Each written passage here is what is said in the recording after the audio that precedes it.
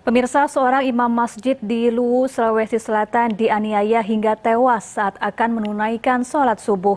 Pelaku kesal karena ditegur korban usai sepeda motornya menyerempet korban.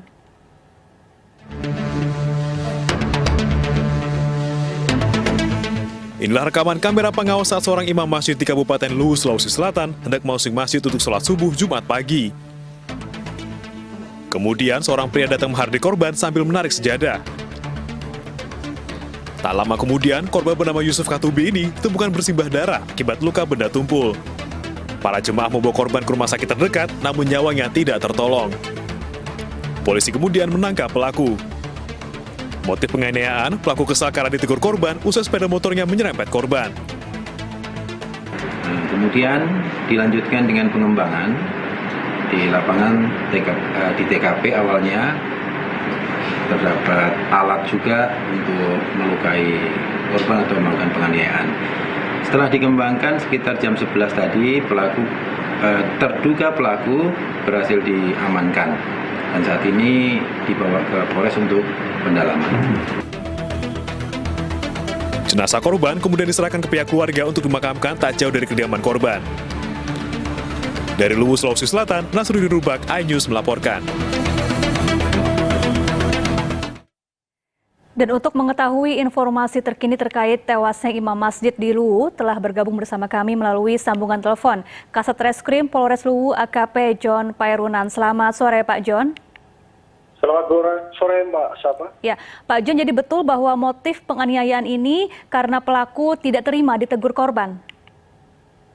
Berlaku dari hasil pemeriksaan terhadap tersangka, bahwa tersangka mendengar kabar bahwa keluarganya ada yang sakit, orang tuanya sakit, kemudian dia bergegas menuju ke kediaman orang tua. Di tengah jalan, kebetulan Pak korban akan menuju ke masjid karena tempat tinggal korban dekat dengan masjid. Di saat itu pelaku atau tersangka ini hampir menyerempet korban, sehingga korban menegur pelaku dengan menghardik dengan kata-kata bodoh ini. Ya. Sehingga pelaku pada saat itu tersinggung dan mendahului ke masjid menunggu korban. Apakah pelaku dan korban ini saling kenal, Pak? Antara pelaku dengan korban tidak saling kenal. Saat beraksi, apakah pelaku seorang diri atau ada rekannya yang lain? Dari hasil pengamatan melalui CCTV, kelihatannya korban datang seorang diri. Apakah pelaku dalam pengaruh minuman keras atau narkoba, Pak? Sejauh ini belum ditemukan, Bu. Tidak ditemukan ada pengaruh alkohol atau narkoba. Baik. Kemudian jerat hukum untuk pelaku seperti apa, Pak?